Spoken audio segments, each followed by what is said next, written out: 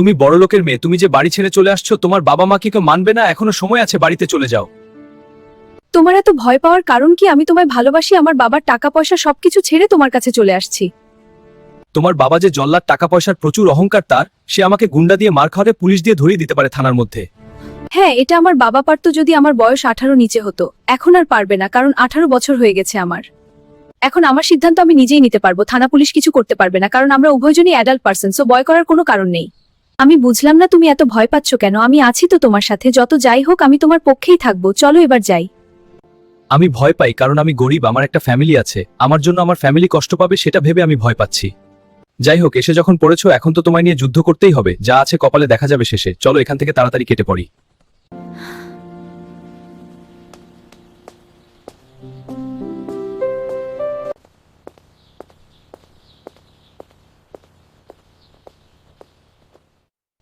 আর কত হাঁটবো? হাঁটতে হাঁটতে তো পায়ে ব্যথা হয়ে গেছে। এখানে কি কোনো গাড়ি ঘোড়ার ব্যবস্থা নাই? আমি আর হাঁটতে পারছি না। ওহো মেরিজান, এখানে তো গাড়ি নাই, গাঁও গ্রামের মেঠো পথ তো, তবে চাইলে ঘোড়া ব্যবস্থা করা যায়। কি ঘোড়া চড়তে পারবে তো? ওহো, ঘোড়াতে চড়বো? কি আনন্দ! তাহলে ঘোড়ার ব্যবস্থা করো। কখনো ঘোড়াতে উঠি নাই তো, আজকে ঘোড়াতে আনন্দ করব, কি মজা!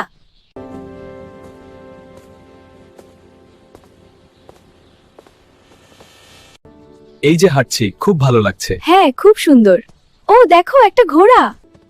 ওয়াও, এটা সত্যি চমৎকার। হ্যাঁ, এটা খুব সুন্দর। আমি এটার গায়ে হাত দেব।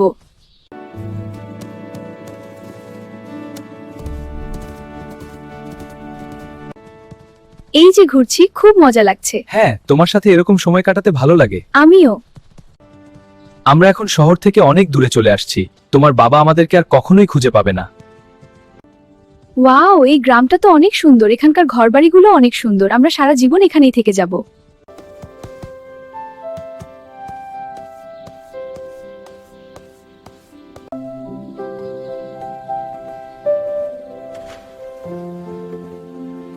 নতুন বাসায় এসে উঠলাম, তোমার কেমন লাগতেছে বলো? বাসা কি তোমার পছন্দ হয়েছে? Wow, nice! সেই একটা বাসা, আমার কাছে দারুণ লাগতেছে, অনেক অনেক পছন্দ হয়েছে। ওয়াও, চৌধুরী সাহেব যে কি ব্যাপারে থানার মধ্যে আসলেন? আমাকে একটা ফোন দিলেই পারতেন, আমি আপনার বাসায় চলে যেতাম। যার পেট ব্যথা সেই তো আদা খাবে, আমার অবস্থা হয়েছে সেই, তাই তো আপনার থানায় চলে আসলাম। ও আচ্ছা, তাইলে ব্যাপারটা খুলে বলুন তো দেখি, আমি আপনার কোনো উপকার করতে পারি কিনা। আর বলবেন না একটা গরিব ছোট লোকই তোর বদমাস আমার মেয়েকে প্রেমের জালে ভাসিয়ে ওকে নিয়ে বেগে গেছে। ওই ফকিন্নির পুতেরে যেভাবেই হোক জেলে বলুন, আর আমার মেয়েটাকে আমার কাছে ফিরিয়ে দিন, না হলে মান সম্মান কিছুই থাকবে না। কুল ডাউন প্লিজ চৌধুরী সাহেব, কুল ডাউন। আপনি চিন্তা করবেন না, ওরা যেখানেই থাকুক না কেন 24 ঘন্টার মধ্যে তাদেরকে হাজির করব।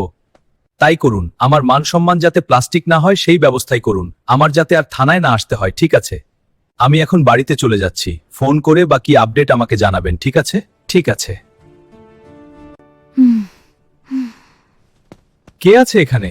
আমি পুলিশ, আসুন কথা আছে। আপনি এখানে কেন? এটা আমার দায়িত্ব, কিন্তু এটা ঠিক নয়। আমি জানি কি করছি।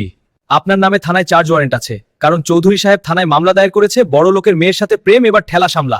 প্রিয়া পুলিশ কি বলছে এসব? সারা জীবন জেলের ভিতর পচে গলে মরতে হবে আমার গরিব বাবা মাকে কে দেখবে? স্যার, ওর কোনো দোষ নেই। ও আমাকে নিয়ে আসেনি, বরং আমি ওকে নিয়ে আসছি। আমি স্যারের আদেশ অমান্য করতে পারবো না। আপনাদের যদি কিছু বলার থাকে থানায় গিয়ে বলবেন। এখন আমার সাথে চলুন থানায়। কি ব্যাপার স্যার, পুলিশ দিয়ে আমাদেরকে থানায় ধরে আনলেন কেন? আমরা কি অপরাধ করেছি বলুন তো? ও তাহলে আপনি চৌধুরী সাহেবের মেয়ে মান সম্মানের মাথা খেয়ে এই ছেলের সাথে পালিয়েছেন, তাই না? কেন স্যার, ব্যক্তি হিসেবে কি আমার কোনো স্বাধীনতা নেই? আমি কি আমার স্বাধীন মত কিছু করতে পারি না? আমি ওকে ভালোবাসি, তাই সকল বাধা উপেক্ষা করে আমি তার কাছে চলে গেছি। এটা কি আমার অপরাধ হয়েছে? ভালোবাসা কি পাপ? আমি কি তাকে ভালোবেসে কোনো ভুল করেছি? আমাকে কেন পুলিশ দিয়ে ধরে আনা হলো থানার মধ্যে? আমার কি কোনো প্রাইভেসি নাই? ভালোবাসা পাপ না, ভালোবাসা করা কোনো ভুল না। যে কোনো মানুষ এই প্রেম ভালোবাসা করতে পারে, তবে সেটা 18 বছর পূর্ণ হওয়ার পর। স্যার, আমার বয়স 18 পূর্ণ হয়ে গেছে। আমার বাবা জিদের বসে আমাদের পিছে লেগে আছে। আমার বাবা তাকে মেনে নিতে পারছে না, সে গরিব বলে। আমি পালিয়ে বিয়ে করতে চাইনি। আমার বাবাকে অনেক আগেই কতবার বলেছিলাম, কিন্তু বাবা কখনো রাজি ছিলেন না। আমার বাবা তার বন্ধুর ছেলের সাথে আমার ইচ্ছার বিরুদ্ধে জোর করে বিয়ে দিতে চাইছে, সেজন্যই পালিয়ে তার কাছে আসতে বাধ্য হয়েছি। আমার বাবা প্রচুর স্বার্থবাদী, নিজের স্বার্থের জন্য তার মেয়েকে কুরবানি দিতেও দ্বিধাবোধ করবে না, সেজন্যই বাড়ি ছেড়েছি আমি। স্যার, এখন আপনিই বলুন, আমি কি বাড়ি ছেড়ে ভুল করেছি? যদি ভুল হয়ে থাকে যে কোনো সাজা দিবেন, মাথা পেতে নেব। ও তাইলে ঘটনার জল এত দূর গড়িয়েছে তা তো আমি জানতাম না। তাছাড়া আপনি এখন সাবালিকা, আপনার স্বাধীন মতন যা মন চায় তাই করতে পারেন।